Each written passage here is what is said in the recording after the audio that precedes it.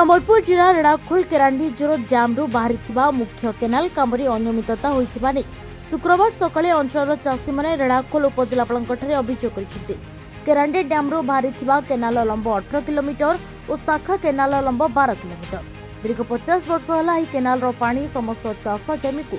जलसेचित हो आसुछि केतेक स्थान में त्रुटि रही वर्तमान मुख्य केनाल काम ठिका संस्था द्वारा चली पुराणा केनाल ओसार को संकीर्ण कर दी जाइछि जहाद्वारा केनाल समस्त जलसेचित जमी को पानी माड़ी पारिबो नाही तेने मुख्य केनाल काम सठिक भाव में करा जाऊ नले आगामी दिन में चाषी कूल राजरास्ता को ओह्लाइबे बोली चेतावनी दैछन्ति। आया आपनाटा नवरंजन मेरी मु जने चाषी आया काना असुविधा है आपन असुविधाटा सर देखंतु हमर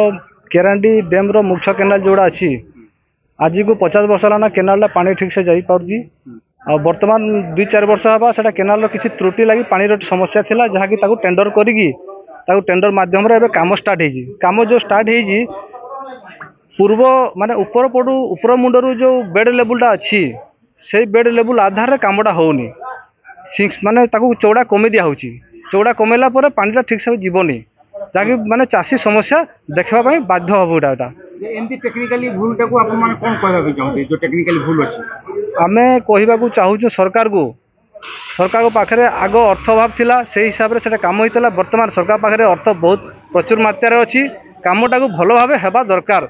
नाकोटी देउलरु विनोद कुमार सिंह रिपोर्ट हिरांचल। तेबे एभली किछि गुरुत्वपूर्ण खबर देखिबाकू चाहंती आम चैनल को लाइक सब्सक्राइब और शेयर करो।